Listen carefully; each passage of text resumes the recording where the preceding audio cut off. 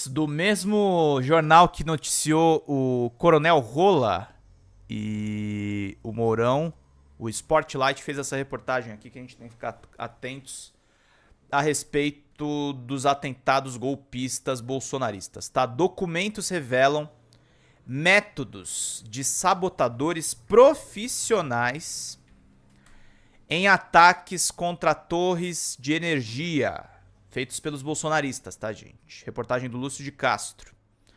8 de janeiro de 2023.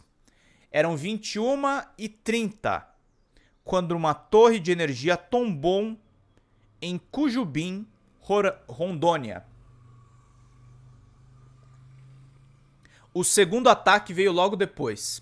Brasília ainda ardia sob a fúria dos atos golpistas que atacavam o Palácio do Planalto, o Congresso e o Supremo Tribunal Federal, quando, à 00h13 em ponto, exatas 43 minutos depois da primeira, desabou a segunda torre em Medianeira, Paraná, 00h40, num espaço de 3 horas, 10 minutos entre as 3, foi ao chão a terceira, em Rolim de Moura, também Rondônia, a cerca de 380 quilômetros de Cujubim. Documento da Agência Nacional de Energia Elétrica, a ANEEL, relata os acontecimentos dos ataques às linhas de transmissão de energia do Brasil, em janeiro de 2023, obtido pela reportagem através da Lei de Acesso à Informação, é definitivo. Foi um ato de sabotagem e ação criminosa. Sabotagem. Atuação ou tentativa criminosa define como ações criminosas e completa. Não foram registradas condições climáticas adversas que possam ter causado a queda dessas torres. No total, entre os primeiros ataques no dia 8 de janeiro e o dia 31, foram 24 torres avariadas em 14 diferentes locais, espalhados em 6 estados: Rondônia, 4 locais, Paraná, 4 locais, São Paulo, 3 locais, Mato Grosso, 1 local, Piauí, 1 local e Pará, 1 local. 4 foram ao chão, sendo que 3 em Rondônia e 1 no Paraná. As 3 atacadas em 8 de janeiro ao longo da noite e madrugada, 2 em Rondônia e 1 no Paraná, foram ao chão. O laudo de todas as define como sabotagem. Isso aqui é o documento obtido por Lei de Acesso à Informação, tá, gente? Cujubim, Medianeira, Rolim de Moura, Rio das Pedras, teve torre derrubada, Palmital, Tupanci, Vilhena, Santa Teresa do Oeste, Cuiabá, Araras, São Pedro do Iguaçu e Cristino Castro, Marituba e Porto Velho. Isso aqui é da ANEEL, tá? Em todos os casos, ocorreu a repetição sistêmica de um conjunto de ações. Todos os parafusos da base das torres foram retirados, ficando a torre sem sustentação, possibilitando a sua queda. Alguém desmontou essas torres. Além dos parafusos, foram cortados também os cabos de sustentação. Em resumo, existiu um modus operandi, um método repetido que uniu todas essas ações. Mais do que isso, uma organização, planejamento e pessoas com treinamento para tal operação, realizada de forma sistematizada. Atos golpistas de Brasília e torres de energia atacadas. Um só plano. Olha aí as torres derrubadas. É preciso não perder de vista jamais que o caso das torres derrubadas começam no mesmo dia, quase simultaneamente, exatamente horas depois do início dos eventos golpistas de Brasília, ao anoitecer, o que pode ser entendido como parte de um mesmo plano. Dentro desse mesmo plano, Brasília já estaria tomada pelos golpistas no executivo, legislativo e judiciário, e problemas em série com uma rede de energia trariam de vez caos ao país. Restaria a decretação da garantia da lei e da ordem, e o poder transferido para o exército. E o governo estaria entregue. Hoje sabemos que esse era o plano. Resume um servidor envolvido na apuração dos episódios de 8 de janeiro e que pediu para não ser identificado. O histórico anual de ocorrências em torres de energia também afasta a hipótese do caso. De acordo com a ANEEL, o ano de 2023 representa um recorde. Mais especificamente em janeiro de 2023, mês em que as ações se concentraram. Para se ter uma ideia, através de termos comparativos, 2019 inteiro fechou com 2 registros de vandalismos em torres, menos do que os 8 em 8 de janeiro de 2023. Esquecido no noticiário sobre a tentativa de golpe de 8 de janeiro, jamais citado como objeto de investigação em curso sobre, sem nenhuma prisão ou operação específica, o episódio dos ataques às torres de energia foram e requerem, no entanto, tanta complexidade ou mais logística, verbas e expertise do que os próprios eventos de 8 de janeiro ocorrido em Brasília. Coisa de especialista.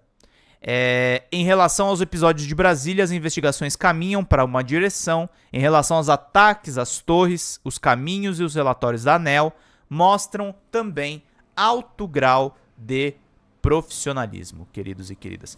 Os Kid Pretos entram em ação. Em junho de 2022, o repórter Alan de Abreu publicou a reportagem Os Kid Pretos, o papel da elite de combate do Exército nas maquinações golpistas, na revista Piauí, onde pela primeira vez era citada a participação efetiva de militares de forças especiais, o chamado Kids Pretos, na tentativa de golpe do 8 de janeiro.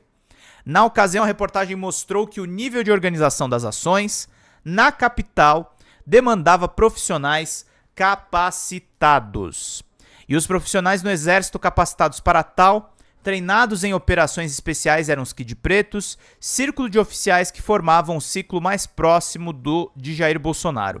Os Kid Pretos são treinados em ações de sabotagem e incentivam a insurgência popular, as chamadas operações de guerra irregular.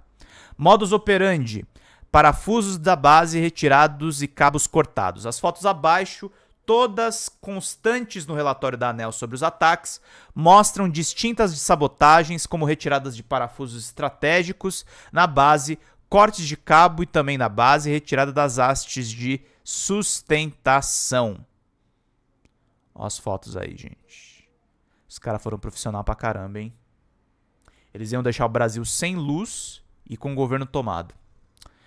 Desde o início das investigações sobre os atos golpistas, as 2 operações especificamente voltadas para a participação da organização dos Kid Pretos já foram realizadas pela Polícia Federal. No dia 29 de setembro de 2023, a PF realizou mais uma etapa, a 18ª Operação Lesa Pátria, com o nome da investigação que apura financiadores, participantes e organizadores de atos golpistas. A operação foi voltada especificamente para cumprir um mandado de busca e apreensão contra o general da reserva Ridalto Lúcio Fernandes, um Kid Preto, que chegou a gravar um vídeo da própria participação nos atos golpistas de 8 de janeiro.